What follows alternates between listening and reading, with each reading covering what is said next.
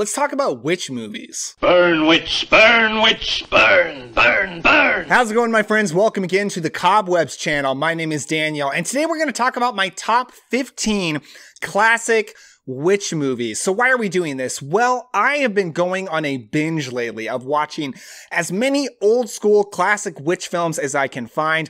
I'm absolutely fascinated by the genre, by the subject, the history of witches and witchcraft, and I'm so interested in how this genre started, how it evolved over time, how it's influenced by actual history around witches, around witch trials, things like that. I love folk horror. I love spooky folk tales. I love rural horror, what's going on into the woods, and there's so much great witch stories that revolve around that.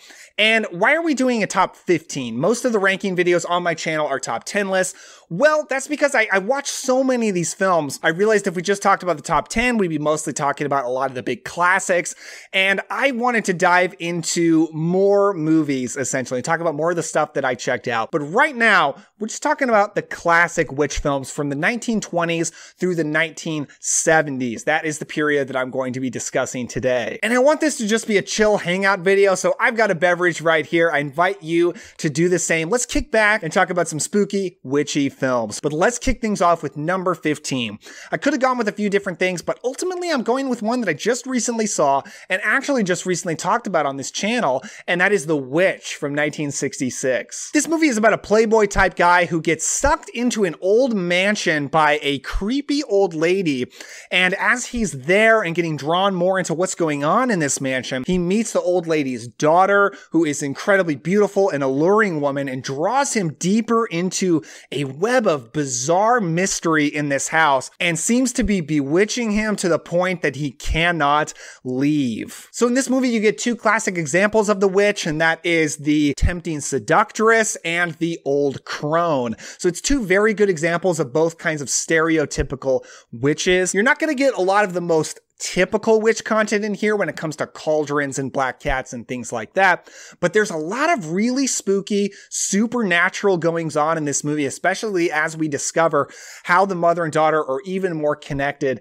than we at first realize. Now, if you heard me talk about this movie on the channel before, you know I don't think it's perfect. I definitely think it is too long, and especially towards the beginning when the conversations are just going on, and I feel like I'm just kind of wanting the movie to get to the good stuff. But when it gets to the good stuff, it's really good, and the ending it builds to is absolutely fantastic, and for classic witchyisms, it's pretty iconic. At number 14 is Curse of the Crimson Altar, or otherwise known as the Crimson Cult, from 1968. When his brother disappears, Robert Manning pays a visit to the remote country house he was last heard from. While his host is outwardly welcoming and his niece more demonstratedly so, Manning detects a feeling of menace in the air with the legend of Lavina Morley, Black Witch of Greymarsh, hanging over everything. Iconic cast with this one. It's starring Christopher Lee, Boris Karloff, and it's even got Barbara Steele as the witch, probably the most iconic actress to play a variety of witches in this time period, possibly of all time. It's a Tigun horror film, which is a similar studio to Hammer and Amicus, so it's a bright, beautiful, colorful horror film, and I'm putting this over the number 15 spot because it's more entertaining, even though the witch content is ultimately less satisfying. Most of the witchy stuff you're going to get in this are in the form of dream sequences, and when we find out what those really are, it's kind of disappointing. The ending to the movie is not great, but it's so entertaining. Boris Karloff is so funny in this movie. Boris Karloff is always good, but he's particularly great in this, and Barbara Steele, you know, she chews up the scenery as the witch. I just wish she was in the movie more. But as far as atmosphere, this movie's kind of a dream for me. I just want to go to this remote English country town. They're having this witch festival that the guy goes to where they fake burning a witch as an honoring to an old legend of history in the town. And the atmosphere of the movie is so perfect for me. I just want to live in it so bad. At number 13 is a movie that I've wanted to see for a long time, and I'm so glad I finally got around to it, and that is Witchcraft from 1964. This is directed by Don Sharp, who directed Hammer movies like Rasputin the Mad Monk and Kiss of the Vampire. Such a great premise to this movie. When her grave is disturbed by modern-day land developers, a 300-year-old witch is accidentally resurrected and terrorizes an English village. When it comes to the visuals, the atmosphere, this movie is absolutely top-notch for me. I love this small English village. I love that Lon Chaney Jr. is like the crazy guy in this town. Well, not so crazy, actually, who's warning the land developers against disturbing the grave of this witch. Like I said, it's just such a great premise. I love the idea of modern-day industrialization and capitalism moving into the small little rural communities and how the two clash and how the ghosts and the ancient legends of the rural areas are just coming after the modern world. It's just such a great theme of folk horror, and this movie does that so well. The witch is absolutely fantastic in this movie. Her look is perfect. The Gothic imagery in this graveyard where she comes from is so cool. The reason this movie is lower on the list is because it's definitely kind of boring sometimes. It's so good for like the first half, and the second half, there's just so much wandering around, so much of characters just kind of walking around seemingly aimlessly until it finally leads to something. I just wish the pacing was better, because if the pacing was better, the dialogue was better, the script was just tightened up, this movie could be like such a classic for me, and it's not at that level, but atmosphere-wise and as an example of a witch film, man, it's so good. I really do enjoy it, and I do recommend it, even though there's definitely slow parts. At number 12 is such a cool discovery for me that I just recently saw, and that is Dark August from 1976. This is a small little regional horror film. Probably the only way most people are going to know it today is the fact that it was included in Arrow Video's American Horror Project Volume 2 box set, where they collected a collection of regionally filmed horror films from this general time period. So what is this about? Well, a young girl is accidentally run down by a car and killed by a careless man. This injustice provokes the girl's grandfather into summoning his mystical powers and placing a death curse on the young man. Desperate to stave off the dire consequences of the hex, this man seeks the counsel of a local psychic medium. This is a cool example of a witch film because the central witch antagonist is actually a man here, which I think is pretty cool because so often witches are always portrayed as women, when in reality and throughout history, they can be either way. And the old man is very little of a character in this movie, but we simply see him performing his witchcraft, or as I might call it, folk magic. This is such a great example of a rural horror film. I love the idea of just people out in the backwoods of America still practicing these ancient witchcraft folk magic rituals in order to get what they want. The visual of it in film is so cool. And speaking of visuals, this movie is absolutely gorgeous. It's a low budget regional movie, like I said. But the cinematography is staggeringly beautiful. So many incredibly long takes that are absolutely jaw-droppingly gorgeous.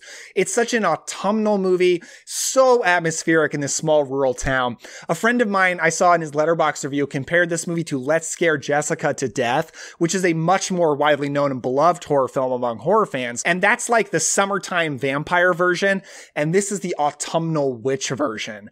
I like both, but I might like this one even more. Like some others I've talked about on this list, it's a little bit slow, but I think it makes up for it because the creeping dread of the witchcraft and this looming demon that is in the movie is so interesting. So I'm a pretty big fan of this one. I think this is the first movie on the list that I really recommend without reservation. Next up is the first comedy to hit the list, but not the last, and this is Bell Book and Candle from 1958, starring Jimmy Stewart and Kim Novak. An incredibly fun, romantic comedy from the 50s. A modern-day witch likes her neighbor, but despises his fiancé, so she enchants him to love her instead, only to fall in love with him for real. This is not a horror film in any sense of the word. In fact, it takes place around Christmas time, but Kim Novak is such a fun central witch to follow, and Jimmy Stewart, while probably too old for this role, is still great as her love interest, and I love watching the two of them together. This movie is very light on witch content, but you do get her doing some magic with her friends,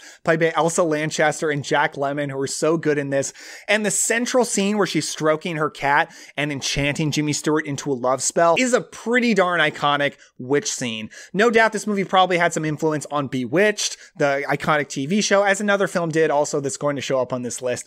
This movie is just fun. Not great, total fluff, but a great time. I really enjoy it. Next up is the first appearance, but not the last, of Vincent Price on this list. This is Cry of the Banshee from 1970. In 17th century England, Lord Whitman waves unending war on what he sees as an ever-present scourge of witchcraft, and many local villagers have suffered at his hands, but one victim uses her occult powers to curse his family, enlisting unknowing help from one from his household. Interesting thing about this movie is everyone in it sucks. The witch hunters, led by Vincent Price, are so evil. Vincent Price is just relishing this horrific, barbaric character. They kill and torture so many innocent people in this film.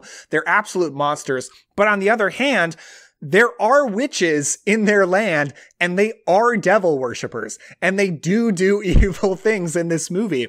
So it's really bad versus bad in this movie, which is interesting. But Vincent Price is so much fun to watch, absolutely relishing every bit. This movie is like a greatest hits reel of folk horror. When it comes to that genre, it just kind of has everything you could possibly want, and it just serves it all up to you, including witchcraft rituals, devil worship, witch burnings, and even a werewolf. This movie's just got everything. It's so much fun. For a movie about so many horrible people, it is so much fun. Vincent Price is relishing this role, chewing up the scenery with his evil, and the central just like witchcraft coven scene where the central witch curses his family is so visually awesome, and it's like the perfect example of what you want to see in a movie like this. It's just a really fun movie, and the werewolf is pretty satisfying to watch. I just love it. It's a blast. At number 9 is The City of the Dead from 1960. A young college student arrives in a sleepy Massachusetts town to research witchcraft. During her stay at an eerie inn, she discovers a startling secret about the town and its inhabitants. This movie is such a great example of a person from the big city coming to a small rural village. In this case, it's in America, not in England, and learning about the history, but ultimately she's an outsider and she shouldn't be there. And there's really creepy stuff going on that might just swallow her up in the process. Fun things about this movie is Christopher Lee is her college professor. Burn, witch, burn, burn, burn, burn. He's awesome in this. And the atmosphere is out of this world in this movie. This town is so filled with fog and graveyards and hooded figures who are worshiping the devil. Visually, it's so much fun to watch. And there's some story elements that feel very reminiscent of Psycho, actually. So it's very interesting they came out the same year. I wonder what was in the air at that point. At number 8 is a movie I had been meaning to see for so long. I knew it was such a horror classic. And because it's a silent film, I just never got around to it because I don't watch a lot of silent films, but I'm so glad I watched this one. It's awesome. And that is Hoxen from 1922. This movie is so interesting because it's really part historical documentary and part dramatic horror film. It educationally goes through the history of witchcraft and of witch hunting throughout Europe, which is all so fascinating. And as a person who's very interested in all that, I loved all of that so much. But then it also dramatizes many of the fears around witchcraft. And because of that, by far on this list, this movie has the most classic witch visual iconography. You will see old crones gathered around cauldrons stirring in herbs and potions and things like that. You will see black cats. You will see witches flying through the air on broomsticks. It's absolutely amazing visually. It's probably one of the coolest looking horror films I have ever seen. It's at number 8 because it's a movie that I'm a little bit less entertained by than of some others on this list. I'm not the biggest silent film fan, although I'm getting a little bit more into it. It's not quite exactly my thing, but educationally speaking, I thought this movie was absolutely fascinating and the visual iconography is incredible. So as just a fan of witches, loved looking at this movie. At number 7 is definitely one of the most iconic movies to hit the list, and that is Black Sunday from 1960. A vengeful witch and her fiendish servant return from the grave and begin a bloody campaign to possess the body of one of the witch's beautiful look-alike descendants. Only the girl's brother and a handsome doctor stand in her way. This film is the directorial debut of Mario Bava, one of the greatest Italian horror directors. You might just say one of the greatest Italian directors. It's also the debut of Barbara Steele, who, like I said, is probably the most iconic woman to portray witches in this time period, at least. And it's because of this movie more than any of the other several movies where she played a witch. Now, this movie is really built on its opening. It has probably the greatest witch scene of all time, which is the execution of the witch involving the devil mask that gets hammered into her face. It's some of the coolest looking Gothic cinema to ever hit the screen. It's so amazing. The ending is really great too, and there's some good stuff peppered in, but it definitely slows down in the middle, and that's why it ends up a little bit lower on this list than I think some people might be expecting. The characters and the dialogue especially are a little bit lacking. Sometimes it feels like the dialogue is just there so it technically won't be a silent film. Like, people have to talk so they have to say something, but the dialogue is not interesting at all most of the time. But visually speaking, it's so incredible, and it has to at least hit this high on the list because Barbara Steele is just one of the greatest witches of all time. Let's all drink to her. At number 6 is I Married a Witch from 1942, the second comedy to hit the list. In 1600s New England, Puritan witch hunter Jonathan Woolley is cursed after burning a witch at the stake that his descendants will never find happiness in their marriages. At present, politician Wallace Woolley, who is running for state governor, is about to marry his sponsor's daughter, but then he meets the return of an ancient witch played by Veronica Lake. Yeah, this movie is starring Frederick March and Veronica Lake, and let's get this out of the way right here. They are so much fun to watch. They are such a fun couple in this movie, and it's just so much fun to watch him as the stuffy shirt guy, his politician who's trying to keep his life all together so he can get elected for state governor, running into this crazy, wacky witch played by Veronica Lake, and how she just turns his world upside down. This movie is probably the most influential on Bewitched when it comes to movies, or at least movies on this list. This movie is so funny, it's so adorable, but it also has some pretty great witch iconography, particularly in the opening scenes. And also shout out to Veronica Lake's dad in this, who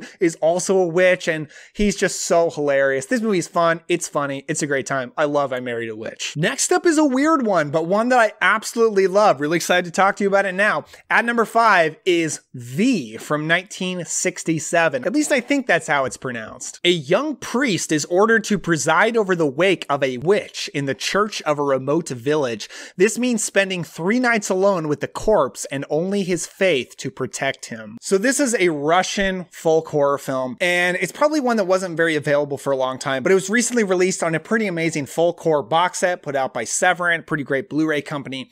And I saw this movie on that set, and I absolutely loved it so much. So it's a Russian film, and basically in the culture in this time period, it wasn't uncommon for a priest to watch over the body of a recently deceased person. I think to pray over them, to ensure they actually go into heaven. At least I'm pretty sure. It's been a little bit since I've seen this movie. And what's interesting is the priest is actually a horrible person. He's just like becoming a priest because it's like a job. So that's kind of interesting. And the witchy stuff that happens in this room while he's alone with this body, just supposed to pray over it, but it's the body of a witch, is so creepy, but so bizarre. Watching this movie, it just really struck me that this movie would never exist being made by my culture in America, or even probably in Britain. It has to take some foreign country that I'm not near as familiar with to produce something that is so foreign to me. And the foreignness of it, I just found really appealing. The way it just showed me visually so many things that I've just never seen before, or never even really imagined. This movie just to me feels like unbridled creativity. It's so fun. It's so entertaining. The horror imagery on display is just unparalleled. And you also get to see a witch flying through the air, which is a pretty amazing sequence. Anytime you get to see a witch flying, particularly on a broom in a movie, you know, that's an automatic pass for me, basically. At number 4 is such a personal favorite movie for me, and that is Burn, Witch, Burn from 1962, otherwise known by its much inferior title, in my opinion, as Night of the Eagle. A skeptical college professor discovers that his wife has been practicing practicing witchcraft for years. As a man who considers himself learned and rational, he forces her to destroy all of her magical charms and protective devices and stop that foolishness. He isn't even put off by her insistences that his professional rivals are working magic against him and her protections are necessary to his career and life. This film is based on a book called The Conjure Wife, which is a pretty great title as well. And it's actually not the first adaptation of this. It was also adapted as one of the Inner Sanctum mysteries starring Lon Chaney Jr. as Weird Woman back in the 40s, which I've also seen and I also like because this is just a great story, but it was definitely done the best in this version. This is such a great movie. Few things that I like about this movie as just an example of a witch film is that it's not all witches and witchcraft are bad. His wife, who's practicing witchcraft, is not a bad person and they don't have a bad marriage. And in fact, they stay together by the end of the movie. A little bit spoilers, I guess. And she's practicing witchcraft as a positive thing, as a thing to protect him, to help their family. And I really like that. And when he makes the mistake of making her throw it all away and turn away from it and burn all that stuff, that's when their lives really fall apart. So I just kind of love that example of just having a positive example of witchcraft as opposed to all being negative and devil worship. And there ends up actually being an antagonist witch in this as well. So it's a little bit witch versus witch, which I really like. The movie is just great. It's a beautiful black and white photographed horror film. The actors are so good. The movie's a little bit slow burn, but it's always so interesting throughout. I really think if you're a fan of like modern A24 horror films and you haven't seen this, you need to, because I think so much of the kind of stuff A24 does with like Robert Eggers and Ari Aster probably in particular, I think the bones of a lot of it are here in Burn Witch Burn. It's a fantastic British horror film. Absolutely love it. Now, my top three, I knew were my top three, but the order is somewhat based on my personal preference, but I would say is most based on how satisfying they are as examples of witch films. So at number 3 is Witchfinder General from 1968. Otherwise known as The Conqueror Worm. There are a lot of movies on here with alternate titles. Have you noticed that? In 1600s England, a cruel civil war is waging that is ravaging the country, causing an era of chaos and legal barbarianism that allows unscrupulous men to profit by exploiting the superstitions of the time. Like Matthew Hopkins, a monster disguised as a man who wanders from town to town, offering his services as a witch hunter. This is an absolutely amazing Vincent Price film featuring possibly the greatest performance he ever gave as Matthew Hopkins, who is based on a real man, an absolutely evil man who used the guise of being a witch hunter as an excuse to torture and murder people. Now, the reason this has to be at the bottom of the top 3 is because there's no witches in this movie. This isn't really a witch film. What it is a witch hunter film, which is why I think it totally still counts on this list. It's definitely much more historical rather than a pure horror film. But as a historical movie, it's absolutely horrifying. Vincent Price is just relishing this horrible character he is. I really can't say enough about how evil this guy is. It is a dark, dark, dark, disturbing movie, but it's so interesting and it's so visually stunning. It is one of the greatest folk horror films ever made. And like I said, not a witch film. If you want a movie like this that has witches in it, check out Cry of the Banshee, which I just recently talked about. That's kind of like Witchfinder General, but a lot more pulpy and with actual witchcraft. But this is a witch hunter film, and it might be the best ever made. At number 4 is the incredible Suspiria from 1977, directed by the legendary Dario Argento. From the moment she arrives in Germany to attend a prestigious dance academy, American ballet dancer Susie Bannion senses that something horribly evil lurks within the walls of the age-old institution. Some people classify Suspiria as a giallo film, and I say no, this is a witch movie. It can't be number 1 on this list, even though it could be my favorite on the list, because the witch content is pretty low in this movie. Now, everything horror that is in the film is the cause of witches and witchcraft. Of course, it turns out that this dance academy, this ballet academy, is run by witches. You don't see a lot of it in this movie. A lot of it is murders, and you just see a hand killing girls. And that's very reminiscent of the giallo genre. But it's not just a murder on the loose. There is witchery afoot in this dance academy. And that's why it has to make this list. It's at number 2 because it's so incredible. Just one of the most visually beautiful films ever made. Possibly my favorite Dario Argento film. It actually didn't used to be, although I always loved it. It probably is the first Italian horror film I ever saw. But last year I got the chance to see it on the big screen at a drive-in, at the Mahoning Drive-In Theater, actually. That was like a rock show of an experience. Amazing to see this movie on 35mm at a drive-in. I love this movie so much. Gotta be at number 2. But what could be a number 1? Well, this is a movie that I absolutely love, but I also think it's just the best example of a witch film to hit the list, and that is Season of the Witch from 1972, otherwise known as the absolutely terrible title, Hungry Wives. Throw that out. That almost sounds like an entirely different type of movie. Season of the Witch is a great title. That's what we're talking about today. Joan Mitchell is an unhappy, middle-aged suburban housewife with a distant businessman husband and a 19-year-old daughter on the verge of moving out. Frustrated at her current situation, Joan seeks solace in witchcraft after visiting a local tarot reader and leader of a secret black arts coven, who inspires Joan to follow her own path. After dabbling in witchcraft and believing she has become a real witch, Joan withdraws into this world and seeks deeper and deeper into her new lifestyle. This film was directed by the iconic George Romero, made between Night of the Living Dead and Dawn of the Dead. I actually think this is one of his best movies. Now, why is this number 1 on this list? Well, I love that a witch, the central witch, is the main character of the movie, and this is all about her journey. And this movie really uses witches and witchcraft as a metaphor for female empowerment, or really just generally empowerment during a midlife crisis. That's really what this movie is. It's a midlife crisis movie about a woman who is completely unsatisfied with her life, the American dream, the nuclear family. None of that has worked out for her. None of it has made her happy. And she goes after witchcraft in order to get some meaning out of her life and to make her life better. And I find that story so fascinating. Now, we always got to talk about on this list of the visual motifs of witchcraft. So good in this movie. I particularly love a scene where she goes to a local occult shop to buy a collection of herbs and ritual knives and potions and things like that.